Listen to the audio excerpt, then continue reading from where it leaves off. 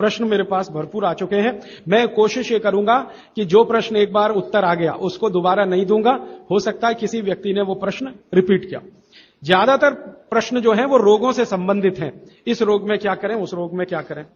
तो सबसे पहला प्रश्न जो मैं सबसे आसान मानता हूं, आंखों के नीचे काले धब्बे आ गए हैं तो क्या करें। मैं इसका उत्तर पहले दे चुका हूं, फिर दोहराऊं। आपको सबसे अच्छा आसान उपाय मैं बता रहा हूं वो ये, जिनको भी डार्क सर्किल है सवेरे उठें, सबसे पहला जो आपका थूक है, मुंह का लार है, इसको आंखों के नीचे लगा के मालिश करें, हल्की हल्की मालिश करें। आपके सारे डार्क सर्कल खत्म हो जाएंगे। और ये जो सुबह का मुंह का लार है, इससे आप अपने त्वचा रोग भी ठीक कर सकते हैं। खाज है, खुजली है, दाद है, सोराइसिस है, इचियोसिस है, एक्जिमा है, हर जगह इसको अप्लाई करें और हल्की हल्की मालिश करें। कोई कहेगा कि बहुत ज्यादा शरीर में है तो इतना तो थूक बनता ही नहीं है और पूरे शरीर पे लगाना पड़े तो ऐसी स्थिति में आप मुझे व्यक्तिगत रूप से शाम को 4 बजे मिलें। मैं आपको एक ऐसी दवा बता दूंगा या लिखा दूंगा जो थूक भी बढ़ा देगी और आपकी शरीर की खाज, खुजली, दाग, धब्बे सब मिटा देगी। वो व्यक्तिगत है।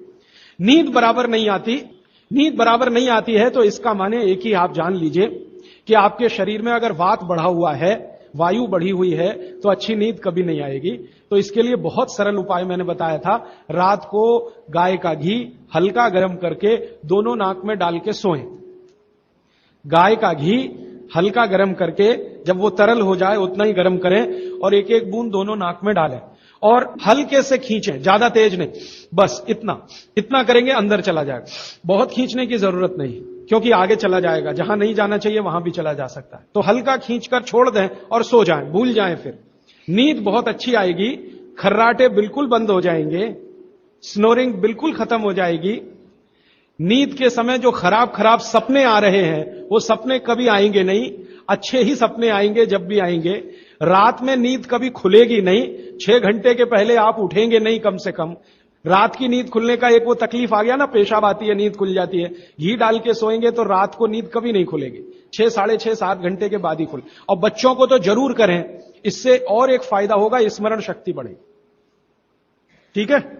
अभी है हाई ब्लड प्रेशर, रक्त का ऊंचा दबाव, अस्थमा, पेट की कब्जी, और इसमें भी फिर आ गया है त्वचा का कालापन। वो मैं उत्तर दे चुका हूं। अब मैं आ जाता हूं ब्लड प्रेशर हाई है। वैसे तो ब्लड प्रेशर हाई और लो होना ये काल्पनिक चीज है, कभी बाद में चर्चा करूंगा, लेकिन अगर आपके मन में बैठ गई है तो इतना ही जान लीजिए कि आपको जब लग रहा है और डॉक्टर को ही कह रहा है कि आपका बीपी हाई है, तो समझ लीजिए, इसको बागवती जी दूसरे सूत्र में कहते हैं कि रक्त की अम्लता बढ़ी हुई है, एसिडिटी बढ़ी हुई है। अब रक्त में अम्लता है तो अम्लता को खत्म करने के लिए क्षारीय चीज खाएं, क्षार चीज खाएं, क्षार। अब क्षार वाली चीजें क्या है? सबसे अच्छी क्षार की चीज है मेथी, सब्जी के रूप में भी और दाने के रूप में मेथी। दूसरी क्षार वाली चीज है, आप में से जैन है तो वो नहीं खाएंगे, लेकिन जो जैन नहीं है उनको बता देता हूं, गाजर। तीसरी क्षार वाली चीज है कोई भी ऐसा फल जिसमें रस नहीं है, सेब, केला, अमरूद, ये क्षारीय है। कोई भी ऐसे फल याद रहेगा आपको जिसमें रस नहीं है, ये सब क्षारीय है। सब्जियों में पालक क्षारीय है, बैंगन क्षारीय है, आलू के बारे में कहते हैं ना अम्लीय ना क्षारीय, वो बीच का है। तो जो सब्जियां आपको क्षारीय हैं और जो मसाले माने औषधियां क्षारीय, इनका उपयोग करें तो अम्लता अपने आप कम होगी, तो ब्लड प्रेशर कम होगा, तो ट्राइग्लिसराइड कम होगा, मोटापा भी कम होगा, सब कुछ कम होगा आपका। तो हमेशा याद रखें। तो मेथी दाने का उपयोग मैंने बता दिया है, पानी में डाल के रात को छोड़ दें, सुबह उठकर दाना चबा के खाएं, पीछे से पानी पिए। गाजर का उपयोग बता दिया, कद्दूकस में घिसें, गाजर ले लें, वो कद्दूकस की गाजर को खा लें। और क्षारीय चीज मेथी की सब्जी रोज खाएं, पालक की सब्जी रोज खाएं, हरे पत्ते की कोई भी सब्जी क्षारीय होती है, और फल जिसमें रस नहीं है वो सब क्षारीय होंगे, बस याद इतना ही रखें। तो आप अगर उपयोग करेंगे तो हाई ब्लड प्रेशर तो जाएगा ही, उसके साथ ब्लड कोलेस्ट्रॉल कम रहेगा, ट्राइग्लिसराइड कम रहेगा, मोटापा कम होगा, पेट आपका कम होगा, और उसके अंत में हार्ट अटैक आएगा नहीं। ब्लॉकेज भी है तो निकल जाए। और एक क्षारीय चीज में भूल गया बताना, लौकी, दूधी। सब्जियों में सबसे ज्यादा क्षारीय कोई चीज है तो दूधी, माने लौकी ज्यादा खाएं, दूधी ज्यादा खाएं, और उसका रस भी पिए, कच्ची दूधी का तो और अच्छा है। जितने भी हाई बीपी के मरीज हैं उनके। अस्थमा, अस्थमा भी जो एक बीमारी है ना, वो वायु के प्रकोप की बीमारी है। तो अस्थमा ज्यादा है, तो इसके लिए जो मैं बहुत बार बोल चुका हूं, फिर बोल रहा हूं, दालचीनी, ये क्षारीय है, दालचीनी का उपयोग करें शहद के साथ। शहद क्षारीय है, तो दालचीनी, शहद। शहद नहीं ले सकते तो गुड़। ये जो नारियल होता है ना, नारियल, मैंने आपको थोड़ी देर पहले एक बात कही है और मुझे याद आ गई, तो मैंने आपसे कहा जो भी फल में रस नहीं है वो क्षारीय है, और जो भी फल में रस है वो अम्लीय है। लेकिन ये नारियल अद्भुत फल है जो क्षारीय है, रस होते हुए भी। तो ये क्षारीय है। अब ये क्यों है, ये बाद का विषय। तो आप अगर अस्थमा से शिकार हैं, दमा के शिकार हैं, तो नियमित रूप से नारियल खाइए, हरा नारियल खाइए, कच्चा नारियल जिसको कहा जाता है, चबा चबा के खाइए। कितना खाएं जी? एक दिन में 50 ग्राम तक खा सकते हैं चबा चबा। तो दालचीनी और गुड़ लिया और नारियल चबा के खाया, 3 महीने के बाद आपका अस्थमा जड़ से खत्म होगा, वो 40 साल पुराना हो तो भी। इसके बाद हां, बाकी तो आंखों की। मुंह में छाले बहुत रहते हैं। ये मुंह में छाले बहुत रहते हैं, इसका माने पेट आपका साफ नहीं है, बड़ी आंत आपकी कचरे से भरी हुई है। तो मुंह में छाले रहते हैं, तो सुबह सुबह का जो मैंने नियम बताया ना, पानी उठते ही पिए, घूट घूट पिए, तो छाले अपने आप खत्म। जैसे ही बड़ी आंत साफ हो जाएगी, छाले कभी नहीं आएंगे। और अगर आपको ये करने के बाद भी छाले में आराम नहीं मिल रहा है, तो आपको एक सरल आसान दवा बता देता हूं, जो होम्योपैथी की दुकान में मिलती है, जो बड़ी आंत को सबसे जल्दी से साफ कर देती है। उस दवा का नाम है बोरेक्स। सुहागा, सुहागा आप सब जानते हैं ना, सुहागा आंत को साफ करने वाली सबसे तीव्र दवा है, तीव्र। इसी का डाइल्यूशन करके होम्योपैथी में बनाया बोरेक्स।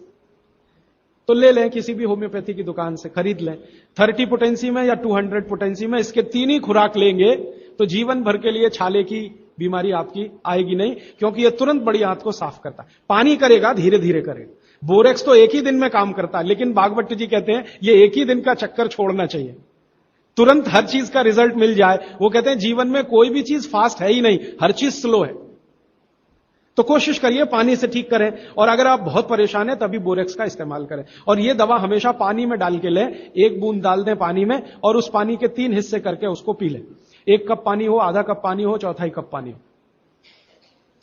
अभी आगे का एक प्रश्न। अच्छा, गाय के मूत्र के बारे में मैंने आपसे कहा था, तो उस पर प्रश्न आए हैं 4-5। गोमूत्र सही गाय का है या उसको कोई बीमारी है? किस तरह की प्रॉब्लम हो सकती है? अगर गोमूत्र सही नहीं है तो उस हाल में क्या करना चाहिए? मैं आपको विनम्रता पूर्वक एक एक्सपेरिमेंट जो हमने किया वो बता देता हूं।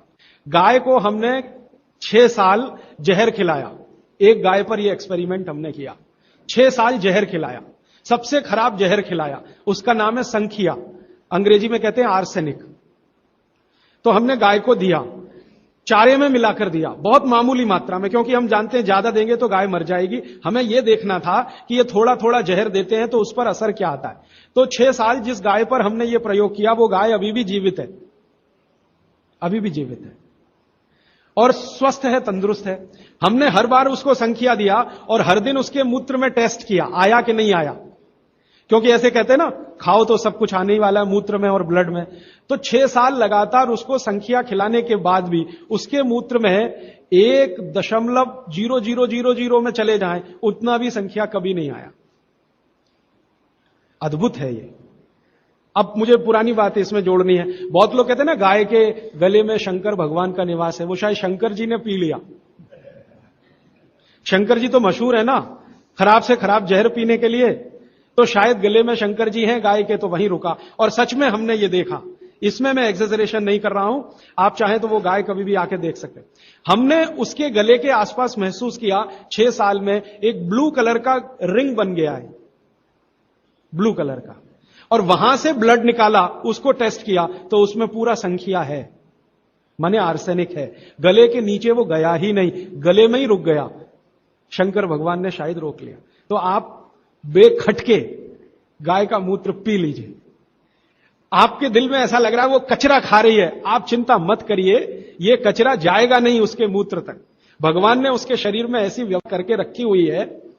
लेकिन अच्छा ये होगा आपके दिल और मन की तसल्ली के लिए कि गाय अच्छा चारा खाती हो, साफ सुथरे वातावरण में रहती हो और नियमित घूमने के लिए जाती हो, उसका मूत्र जरूर पिएं, वो सबसे ज्यादा लाभकारी तो है। लेकिन कुछ मजबूरी आ गई, मजबूरी से मतलब मैं समझाना चाहता हूं।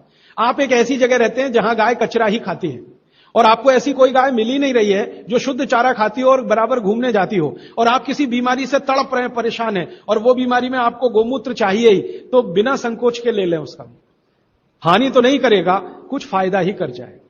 गोमूत्र के बारे में अब तक की जो रिसर्चेज हैं वो ये हैं कि इसके साइड इफेक्ट है नहीं। शरीर पता है क्या करता है, आपने मूत्र ज्यादा भी पी लिया तो ये शरीर 20 मिनट के बाद उसको पेशाब के साथ अपने आप ही निकाल देता है, रहने ही नहीं देता उसको। तो थोड़ा ज्यादा पी लिया या खराब पी लिया, वो निकल ही जाएगा, जो काम का है उतना ही रह जाएगा। अब गाय का ऐसा बना भगवान ने बनाया है, इसलिए भागवत जी कहते हैं कि ये विशेष तरह का एक जानवर या प्राणी है जो भगवान ने बहुत सोच समझ के बनाया। तो गाय के बारे में इतना। अच्छा, अर्थराइटिस के लिए किसी ने पूछा है, अर्थराइटिस के अब जितने भी प्रश्न आएंगे उनका एक ही साथ ही उत्तर है कि अर्थराइटिस की समस्या अगर बहुत गंभीर है और डॉक्टर आपको कोई ये कह रहा है कि जी ऑपरेशन करा लो, तो हाथ जोड़कर कहता हूं ऑपरेशन तो कभी मत कराना, क्योंकि आप जिस स्थिति में है उससे भी ज्यादा खराब हो जाएगी। इस हिंदुस्तान के भूतपूर्व प्रधानमंत्री श्री अटल बिहारी वाजपेयी ने दुनिया के सबसे बड़े डॉक्टर से ऑपरेशन कराया था, नहीं कराया? स्पेशल चार्टर्ड प्लेन भेजकर अमेरिका से उस डॉक्टर को बुलाया, डॉक्टर राणावत, और उसने दुनिया के सबसे अच्छे घुटने कप्स लाकर अटल जी को फिट किए हैं। अटल जी को देख लीजिए आप, पहले तो थोड़ा चल लेते थे, अब तो चलना ही बंद हो गया, सिर्फ व्हील चेयर पर ही रहते हैं, और वो खुद कहते हैं कि मैं पहले से ज्यादा तकलीफ में हूं। तो आप मत करिए। फिर आप बोलेंगे जी क्या करें, डॉक्टर बोलता है ऑपरेशन मत कराइए। आप क्या करें, अर्थराइटिस के लिए जो सबसे अच्छे कॉम्बिनेशन भागवत जी के हैं उनका उपयोग करिए। उसके लिए सबसे अच्छा वो बोलते हैं चूना खाइए, चूना क्षारीय है, अम्लता को कम करता है, ज्यादा अम्लता बढ़े तो अर्थराइटिस होता है, तो चूना खाइए। खाने का तरीका मैंने बता दिया, दही में, छाछ में, पानी में, जूस में, और एक दिन में अर्थराइटिस के पेशेंट 2 ग्राम खा सकते हैं, स्वस्थ आदमी तो 1 ही ग्राम खाए। चूना खाइए। मेथी दाना लीजिए, क्षारीय है। और सबसे क्षारीय चीज जो है वो है हार सिंगार का पेड़। हार सिंगार देखा है? परिजात हार सिंगार, छोटा सफेद रंग का एक फूल आता है और केसरिया डंडी होती है। सफेद फूल और केसरिया डंडी, बहुत तेज खुशबू है, रात को ही खिलता है। रात रानी भी कुछ लोग कहते हैं, हार सिंगार कहते हैं। ये पेड़ के जो पत्ते हैं वो ब्रह्मांड में सबसे ज्यादा क्षारीय माने जाते हैं, जो भी औषधियां। तो इसके पत्ते कहीं भी मिल जाएं, 4-5 पत्ते पीसिए, पीसकर पानी में डालिए, खूब उबालिए। पानी इतना उबालिए कि थोड़ा कम हो जाए, आधा रह जाए, फिर ठंडा कर लीजिए। फिर वही पानी चाय की तरह से चुस्कियां ले लेकर सवेरे खाली पेट पीजिए। मैंने ये देखा है, गंभीर से गंभीर अर्थराइटिस पेशेंट को हफ्ते 10 दिन में ही रिलीफ कर देता है। तो ये कहीं भी मिल जाए। नहीं मिले तो हार सिंगार का पौधा गुड़वांचरी में है, तो आप थोड़े पौधे बंटवा दीजिए, सब अपने घर में लगा लें, गमले में हो जाता है आसान। और कुछ खाली स्पेस है तो जरूर, क्यों, ये हर घर में रहे पेड़। कारण क्या है कि आज अर्थराइटिस ही सबसे ज्यादा तकलीफ दे रहा है लोगों को। सुगंधी तो आएगी, नींद अच्छी देगा। जहां आपका बेडरूम है उसके पीछे जरूर लगा लीजिए, और उसका पत्ता आपको अर्थराइटिस से मुक्ति देगा। और दोनों तरह की अर्थराइटिस, रूमेटिड और ऑस्टियो, दोनों ही खत्म होती है इस हार सिंगार के पत्ते से। आइसक्रीम कब खा सकते हैं? कभी भी नहीं, कभी भी नहीं। और अगर आइसक्रीम खा ही रहे हैं, आप कहते हैं जी मन नहीं मानता, स्वाद है और मुंह को लग गया है, अब क्या, तो इसका एक उपाय बता देता हूं। आइसक्रीम खाइए और पीछे से गर्म पानी में घी मिला के पी लीजिए, तो जो कुछ भी तकलीफ वो करने वाली है उससे आप बच जाएंगे। ना खाएं तो सबसे अच्छा। दालचीनी सौंठ का काढ़ा ये लोग जरूर पिए, जिनको अस्थमा है, जिनको अर्थराइटिस है, माने वायु के रोग हैं, वो दालचीनी का काढ़ा जरूर पिए, गुड़ मिला के। मूंगफली और तिल जरूर खाएं। भगवान की दी हुई तिल दुनिया की सबसे अद्भुत वस्तु है। मैं तो आपको कहता हूं, जिंदगी भर मोटापे से बचना है, हार्ट अटैक से बचना है, आपको अर्थराइटिस से बचना है, तो रोज खाने के बाद तिल खाएं, चबा चबा के। काला तिल मिले तो बहुत अच्छा, नहीं तो सफेद ही खाएं। और आप जहां रहते हैं यहां के लिए तो बहुत ही अच्छा, मद्रास जैसे एरिया के लिए। एसिडिटी कम करने के लिए क्या करें? अम्लीय चीज ना खाएं, क्षारीय चीज ज्यादा खाएं, एसिडिटी कम होगी। और पानी घूट घूट पिए, 1-1.5 घंटे के बाद पिए, सुबह उठते ही पानी पिए, एसिडिटी सबसे पहले खत्म होगी। और आखिरी दवा जो सबसे प्रभावी है, जिनको भी एसिडिटी की बहुत तकलीफ है, खाने के बाद ये जो अजवाइन है ना, अजवाइन, इसको भूने तवे पे और थोड़ा काला नमक मिला के ले लें।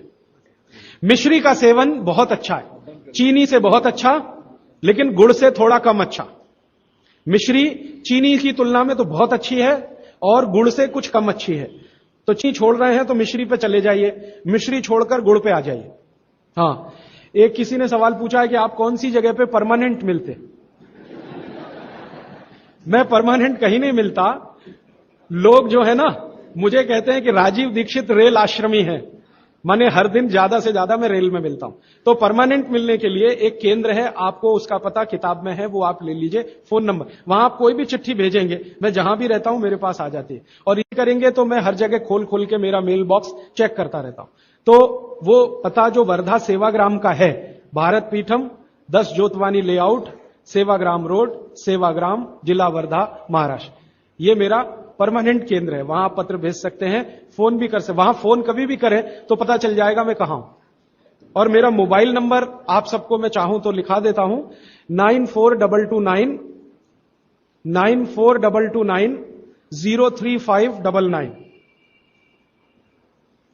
9422903599।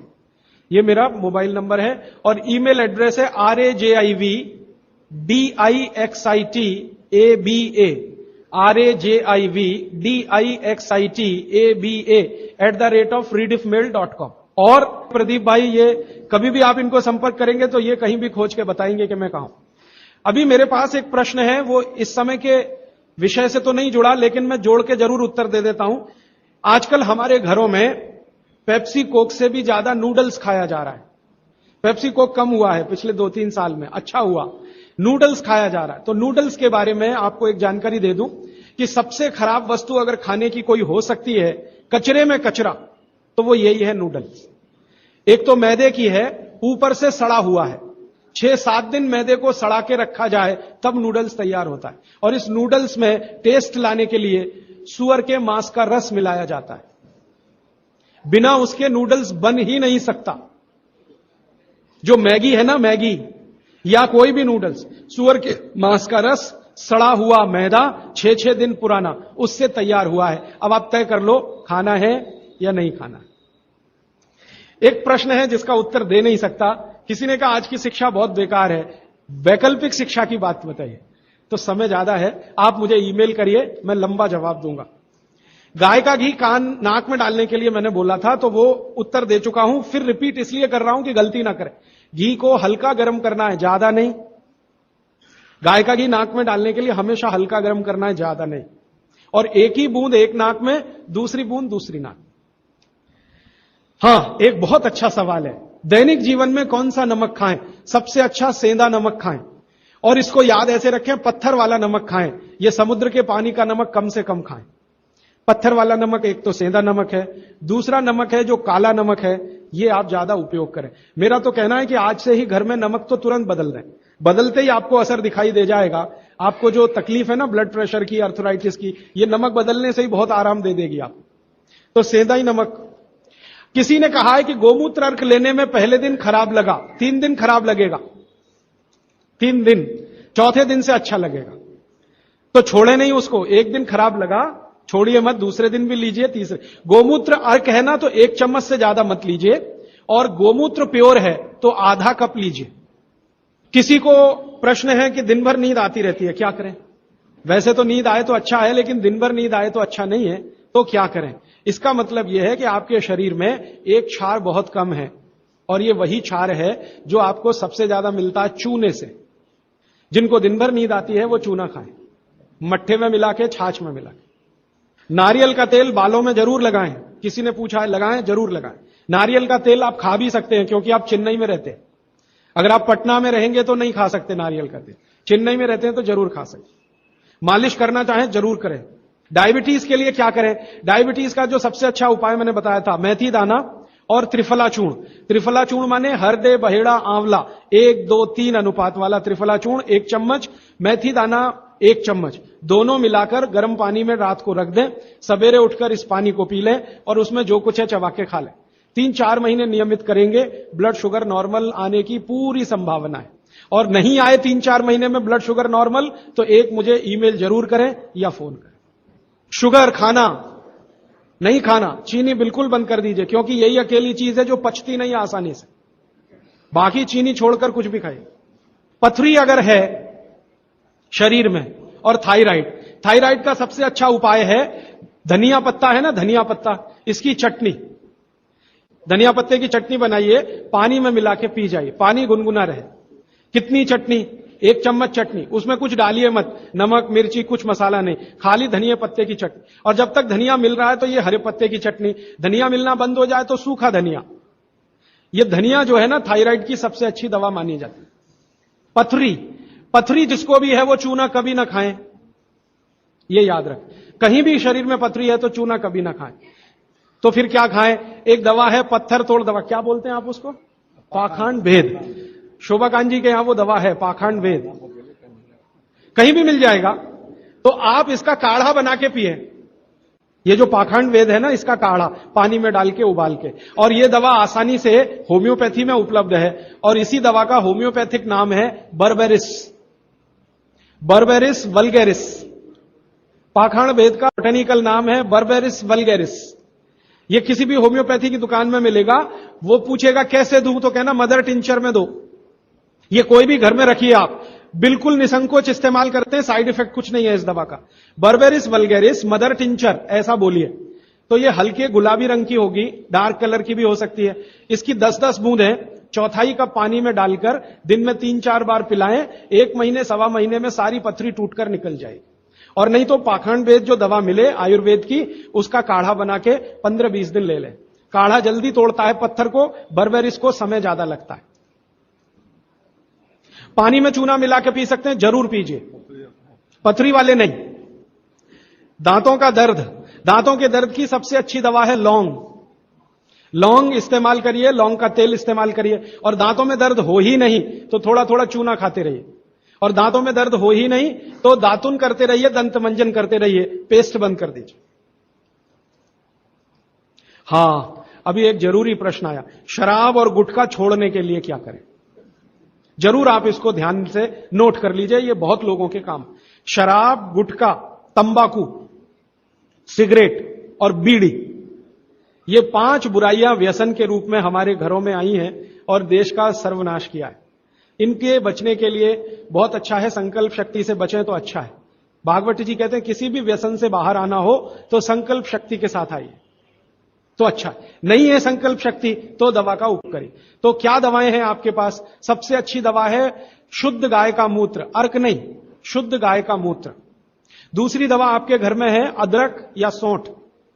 जिनको शराब से छुड़ाना है, बाहर निकालना है, उनको और सौंठ ज्यादा खिलवाइए, रस पिलवाइए अदरक का, सौंठ का काढ़ा बना के दीजिए, गुड़ मिला के दे सकते हैं सौंठ का काढ़ा बना के। और गोमूत्र पीने को बोलिए। नियमित रूप से अगर आधा कप भी गोमूत्र पिया तो 1.25 महीने में छूट जाती है।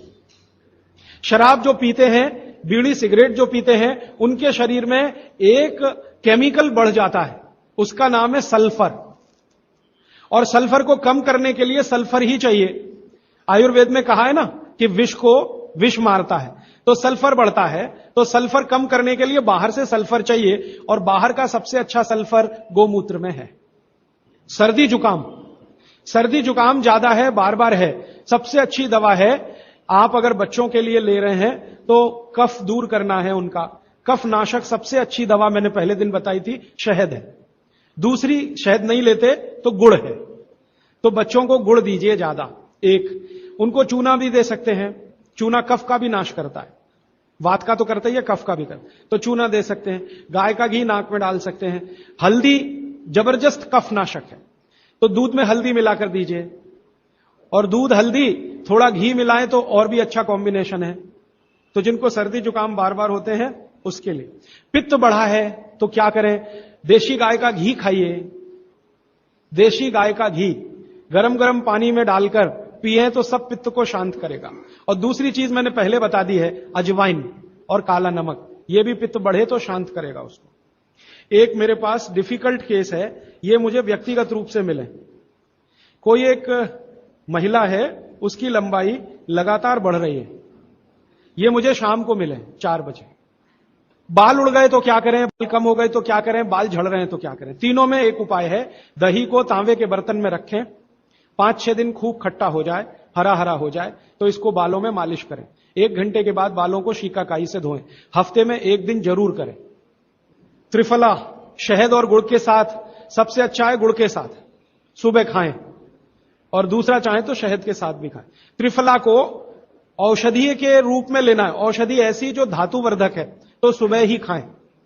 और त्रिफला को रेचक के रूप में लेना है, माने पेट साफ करे, तो रात को ही खाएं सोने के पहले। बहुत ज्यादा छींकें आती हैं, नाक से पानी गिरता है, थोड़े दिन चूना खिलाएं और गाय का घी नाक में डालें। 15-20 दिन में छींकें भी बंद होंगी, पानी गिरना भी बंद। केवड़ा डालकर जल पी सकते हैं क्या गर्मियों में? केवड़ा एक होता है ना, आयुर्वेदिक औषधि है। केवड़ा डाला हुआ जल सिर्फ गर्मियों में, मार्च, अप्रैल, मई, जून, बारिश जैसे ही शुरू हो केवड़ा वाला जल बंद कर दीजिए। केवड़ा और एक होता है खस, ये दोनों मिलाया हुआ जल गर्मियों में। अर्जुन की छाल लेने का समय सवेरे का, काढ़ा बनाकर दूध में, नहीं तो पानी में। शक्कर नहीं मिलाएं, उसमें गुड़ मिलाएं। अर्जुन की छाल। टॉन्सिलाइटिस की रेमेडी, टॉन्सिल्स की सबसे अच्छी रेमेडी हल्दी। हल्दी का दूध बच्चों को रात को पिलाएं, टॉन्सिल नहीं होगा। पिपरमेंट के बारे में किसी ने पूछा है, आप शाम को 4 बजे मिले, मैं थोड़ा विस्तार से बता दूं। यूरिक एसिड अगर शरीर में जमा है, तो मैंने आपसे बार बार कहा है क्षारीय चीजें ज्यादा खाएं, एसिड निकल जाएगा। सबसे अच्छी क्षारीय चीज गोमूत्र पी लें, यूरिक एसिड एकदम साफ कर देता है गोमूत्र, लेकिन प्योर गोमूत्र। उड़द की दाल दालों का राजा है, बिल्कुल सही है, लेकिन दही के साथ नहीं। खाली उड़द की दाल खाइए, दालों का राजा है, बिल्कुल सही बात है, दही के साथ नहीं। दही के साथ ये जहर है। सुबह दूध पी सकते हैं, मैंने मना किया है, सुबह जूस पीना है, दोपहर को छाछ और रात को दूध, लेकिन पीना ही है अगर, तो आंवले के साथ पिए।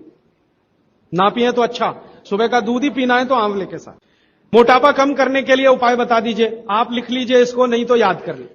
जिनको भी मोटापा कम करना है उनको क्षारीय चीजें ज्यादा खानी है। तो मैंने आपसे कहा गाजर खाइए, गाजर नहीं खा सकते, दूध ही खाइए। अब खाएं कैसे? गाजर को कद्दूकस में घिसिए और उसके लच्छे बनेंगे।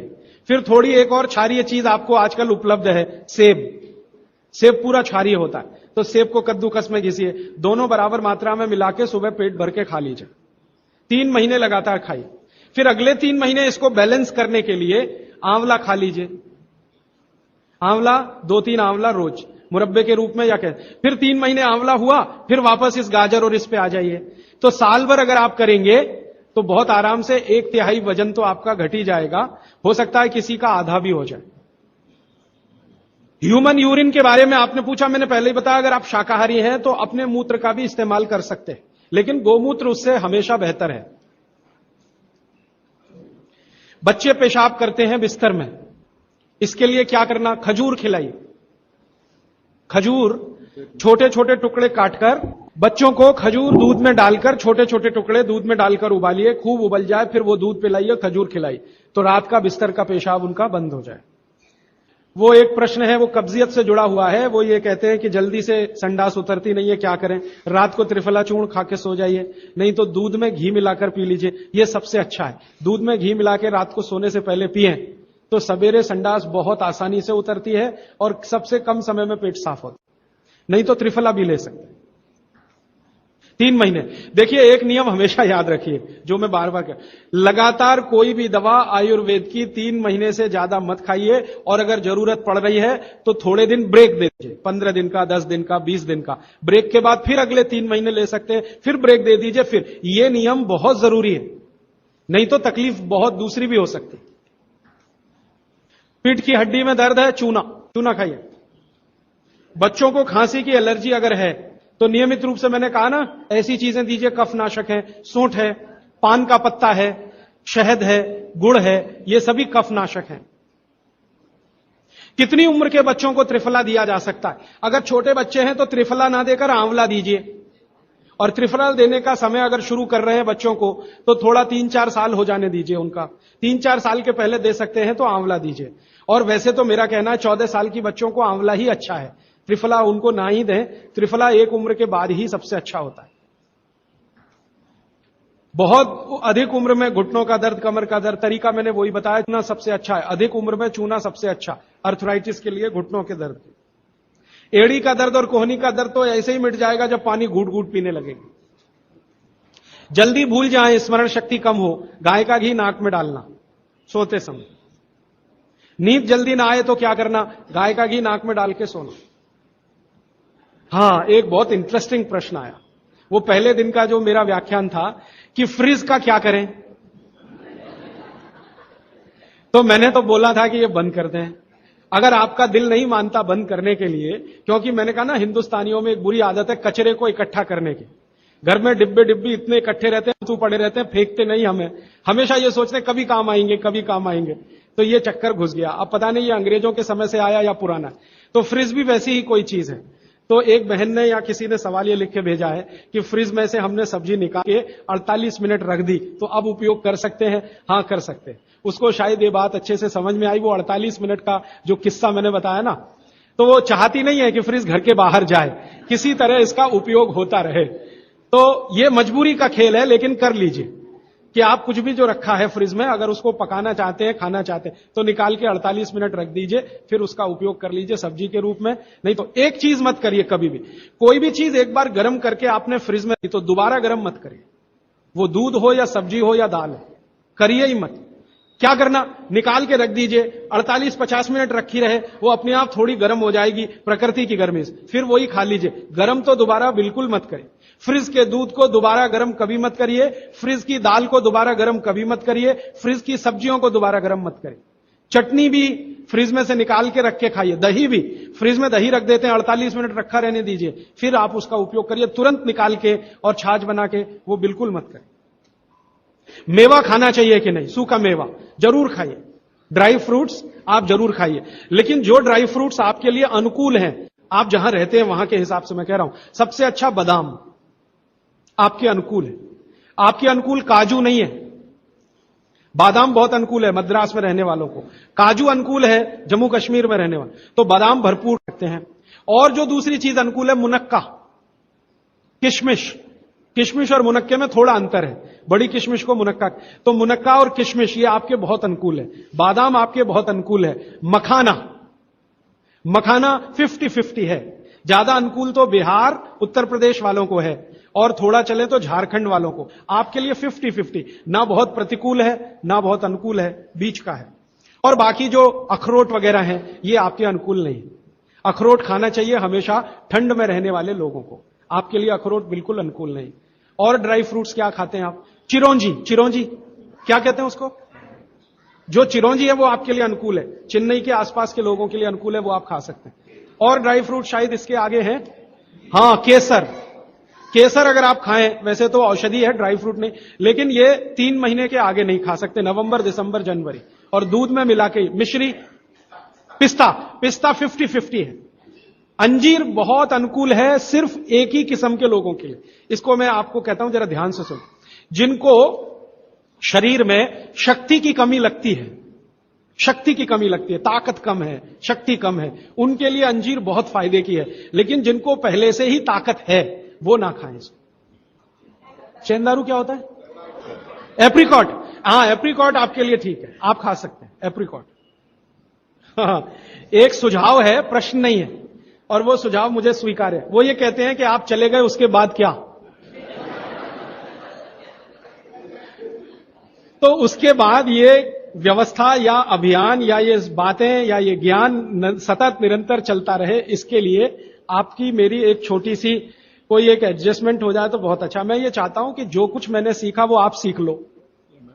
हाँ, और बाबूजी बोलेंगे वैसे, मेरा ऐसा कहना है जो मैंने सीखा वो आप सीख लो, उतना ही सीख लो जितना मेरे पास है, फिर आप उससे आगे भी सीख सकते हैं, और ये दूसरों को सिखाते जाएं। तो नियमित रूप से ऐसी व्यवस्था अगर आप सब मिलकर करें, मुझे स्वीकार है। सुबह का पानी तांबे के बर्तन का पी सकते हैं जिनको कब्जियत की बहुत तकलीफ है, लेकिन शरीर में तांबा ज्यादा हो तो वो नहीं पिए।